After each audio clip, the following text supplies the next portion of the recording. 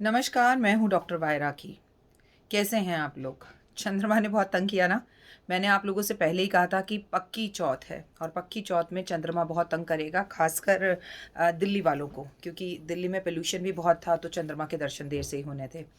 आप सबकी कृपा से बहुत अच्छे से करवा चौथ का ये पावन जो एक त्योहार है, पति पत्नी के प्यार का प्रतीक है, वो मेरा बहुत अच्छे से बीता और मैं जानती हूँ मेरे परिवार का बहुत अच्छे से बीता। आज एक मज़ेदार कहानी आपको सुनानी है, कहानी जो हमें कुछ संदेश भी देती है। अयोध्या में राम मंदिर बन रहा है तो कोई सोने की ईंट भेज रहा है, कोई चांदी की ईंट भेज रहा है, कोई पिलर व्हाट्सएप पे भेजता है कि ये राम मंदिर का पहला पिलर है। सब अपनी अपनी तरीके से भक्ति कर रहे हैं। तो कोई अयोध्या में घर लेना चाह रहा है, कोई अब अपना काम ही अयोध्या में कर कर वहाँ शिफ्ट होना चाह रहा है। तमाम तरह की बातें हैं, लेकिन मोरल ऑफ द स्टोरी ये है कि इन सब के पीछे सिर्फ एक ही नाम है, राम नाम। राम नाम की इतनी महिमा क्यों है, राम नाम का इतना नाम क्यों लिया जाता है? एक बार शिव और पार्वती के बीच में भी ऐसे ही एक बात हुई, उसके विषय में बात करते हैं।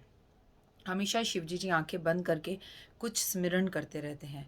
तो पार्वती माँ ने पूछा, हे प्रभु, सारी दुनिया आपका नाम जपती है, आप किसका नाम जपते रहते हैं? शिव ने मुस्कुराकर बोला, मैं हर वक्त राम नाम का नाम जपता रहता हूँ। तो पार्वती माँ ने बोला, एक बात का जवाब दो, आप शमशान क्यों जाते हो? शमशान जाकर क्यों इतनी ज़्यादा राख जो लोग मर गए हैं उनकी अपने शरीर पे लगा लेते हो? शमशान में ऐसा क्या है? शिवजी जी ने पार्वती माँ का हाथ पकड़ा और उन्हें शमशान घाट ले गए। देखा सामने से एक मुर्दा आ रहा है और बाकी सब लोग उसे कंधे पर लेकर आते हुए राम नाम सत्य है, राम नाम सत्य है बोल रहे हैं। तो अ, शिव ने पार्वती से कहा कि तुमने देखा, जब सब लोग इस व्यक्ति का शव लेकर आ रहे हैं तो राम नाम सत्य है का जाप कर रहे हैं। ये जो शरीर है, ये इतनी बार राम नाम का जाप सुनकर शुद्ध हो चुका है, पवित्र हो चुका है।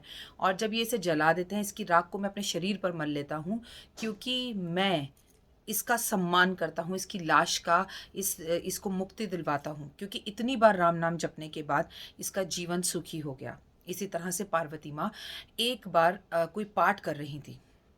शिव पहुँचे, बोले खाना दे दो। तो पार्वती माँ ने कहा, अभी रुक जाओ, मैं विष्णु सहस्त्र नाम का पाठ कर रही हूँ और जब तक ये पूरा नहीं होता मैं आपको खाना नहीं दे सकती।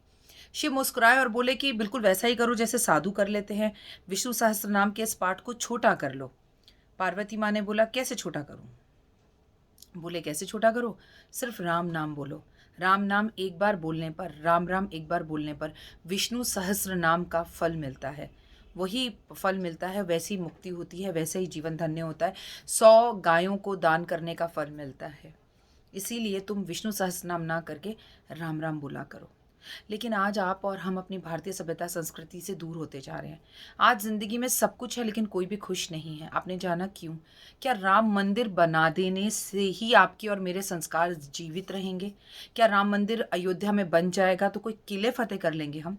अयोध्या राम की थी, वहाँ मंदिर था, वहाँ मंदिर बनना चाहिए, वहाँ मंदिर है, वहाँ मंदिर बनेगा। ये सब कुछ बहुत अच्छा है, लेकिन क्या राम जी का मंदिर अयोध्या में बन गया तो राम जीवित रहेंगे आपके मेरे मन में? राम को तो आपके और मेरे बीच में जीवित होना चाहिए। जैसे हमारी भारतीय सभ्यता संस्कृति कहती है कि सुबह उठकर एक दूसरे को राम राम कहना चाहिए। क्या अब हम एक दूसरे को राम राम कहते हैं? कहाँ गई वो सभ्यता? Hi mom, hi dad, how are you, good morning, हम इसी पर चले जाते हैं और हर किसी की ज़िंदगी में हाय हाय हो रही है। ये कहानी जितनी ज़्यादा शेयर कर सकते हैं करें। राम नाम के मंदिर के बनने के साथ हमारी एक आदत ज़रूर बदलनी चाहिए, और वो है नमस्ते छोड़कर, हाय हाय छोड़कर सिर्फ राम राम करने की। अपनों से, गैरों से, आते से, जाते से, सुबह भी, शाम भी, रात में, ऑफिस में भी, कितना भी बड़ा कॉर्पोरेट वर्ल्ड का ऑफिस क्यों ना हो, लेकिन मज़ा आ जाए अगर ऑफिस में एंट्री करते हर कोई एक दूसरे से बोले राम राम। क्यों? राम राम बोलने में शर्म आती है, लेकिन राम के मंदिर को बनाने के लिए चांदी की ईंट देते हुए बड़ा गौरव महसूस करते हैं आप। सोचिएगा ज़रूर इस विषय पर। फिलहाल दीजिए इजाज़त, अपना और अपनों का ध्यान रखिएगा। जय माता दी।